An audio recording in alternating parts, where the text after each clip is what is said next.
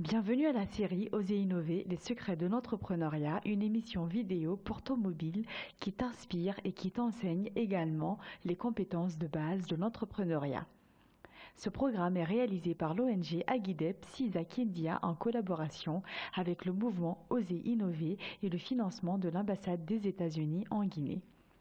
Nous verrons dans le présent épisode portant sur l'étude de faisabilité principalement deux thèmes. Le premier thème va porter sur l'étude de faisabilité, qui est un outil pertinent pour la planification d'une entreprise en 5 étapes.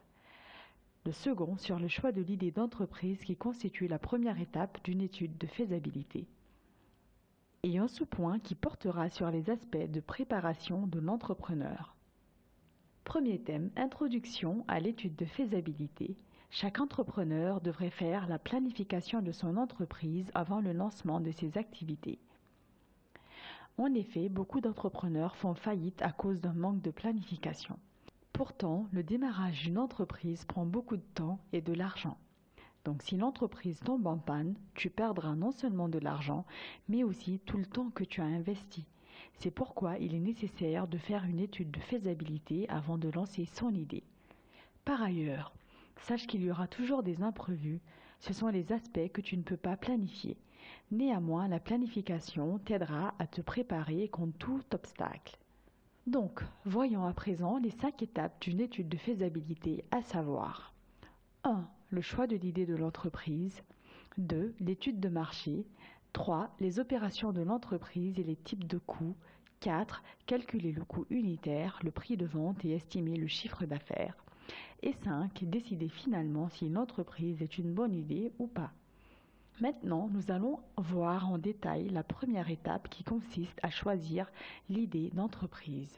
Pour la mise en place d'une bonne entreprise, il faut nécessairement avoir une ou plusieurs idées d'entreprise et surtout avoir une connaissance des produits ou services que l'entreprise va mettre sur le marché. En d'autres termes, qu'est-ce que l'entreprise va vendre ou faire? Est-ce que tu mettras en place un resto pour vendre du riz par exemple, un cyber pour des services informatiques ou le taxi-moto pour le transport urbain? Voilà autant de questions qui t'aideront à choisir ton idée d'entreprise. Mais comment trouver une idée d'entreprise? Une personne très connue dans l'entrepreneuriat disait « Avant d'avoir une bonne idée, il faut d'abord avoir beaucoup d'idées ». Donc avant de continuer, fais cette première activité, mets la vidéo en pause pour 5 minutes et liste plusieurs de tes idées que tu voudras réaliser comme entreprise. Mais attention, cite au minimum 10 idées s'il te plaît. Si tu as bien fait cette activité, peut-être que tu as déjà eu quelques idées pour ton entreprise. Pour toujours t'aider à trouver plus d'idées, nous allons voir quelques autres techniques. Bien, commençons par faire une analyse rapide de notre liste des produits ou services. Donc, des idées que nous venons de citer précédemment. La première analyse, il s'agit d'utiliser ta liste pour catégoriser tes idées, c'est-à-dire les produits ou services que tu comptes mettre sur le marché. Donc pose-toi la question, parmi mes produits ou services, quels sont ceux qui pourraient être populaires et qui pourraient bien marcher? Pourquoi marcheraient-ils? Est-ce qu'il y a d'autres produits ou services populaires que tu n'as pas listés? Si oui, arrête la vidéo et ajoute à ta liste les produits ou services qui manquent. Regarde encore sur ta liste des produits ou services que tu as choisis. Est-ce qu'ils sont les besoins ou les désirs des gens? Pour rappel, les besoins sont les produits ou services qui sont indispensables à la vie. Par exemple, la nourriture, les habits, le logement, etc. Par contre, les désirs sont les produits ou services qui ne sont pas nécessaires à l'existence mais qui apportent plutôt du plaisir, comme les bonbons, les divertissements, etc. Essaye donc d'identifier sur ta liste les produits ou les services qui répondent aux besoins ou aux désirs. Et finalement, pense aux produits ou services qui ne sont pas disponibles dans ta communauté.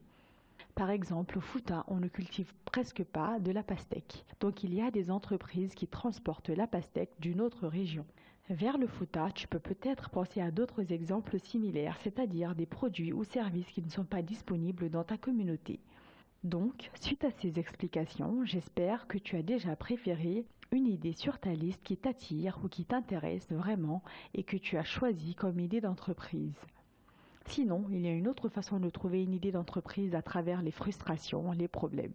Comme exemple de frustration, le manque d'électricité, trop de chaleur en saison sèche ou le manque d'un vidéoclub dans ton quartier. Pourtant, on peut créer des entreprises capables de résoudre ces frustrations.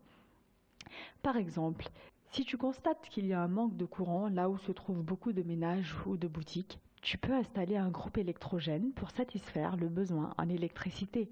Donc, c'est à ton tour. Mets la vidéo en pause pour 5 minutes et tu vas essayer de nous proposer 10 frustrations que tu as constatées dans ta communauté. J'espère que finalement tu as au moins 2 idées d'entreprise que tu peux garder pour le reste de cette série. Après avoir choisi l'idée d'entreprise, maintenant, c'est de répondre à la question: est-ce que je suis personnellement préparé à faire cette entreprise? En se basant sur les 3 aspects suivants: l'aptitude pratique, la situation financière et l'aptitude psychologique. Au niveau de l'aptitude pratique, tu dois te poser la question: est-ce que j'ai la compétence pour mener à bien cette entreprise? Sinon, puis-je avoir une autre personne qui dispose des compétences requises pour mettre en place l'entreprise? Finalement, est-ce que c'est possible d'apprendre ou de me former pour acquérir les compétences nécessaires? Au niveau de ta situation financière, c'est de se poser la question: est-ce que j'ai la disponibilité financière nécessaire? Y a-t-il d'autres personnes, y a-t-il d'autres sources de financement pour mon entreprise que je pourrais exploiter? Ou est-ce que je pourrais lancer une plus petite entreprise compte tenu de mes ressources? Finalement, parlons de l'aptitude psychologique. Démarrer une entreprise, c'est prendre des risques. Alors il faut se poser la question: est-ce que je suis vraiment prêt à en prendre? En plus, une entreprise n'est pas quelque chose qui se réalise en une journée. Alors es-tu prêt à y consacrer le temps nécessaire? Et bien que l'entreprise te prenne beaucoup de temps et de risques, restera toujours motivé à continuer. Donc, en résumé, au cours de cet épisode, nous avons abordé principalement 2 thèmes.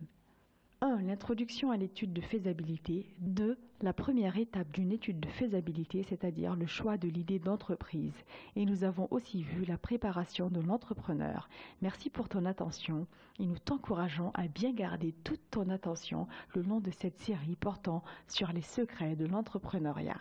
Dans l'épisode prochain, nous parlerons de l'étude de marché. Veuillez visiter notre site internet www.oserinnover.com et tu peux nous contacter à oserinnover@gmail.com.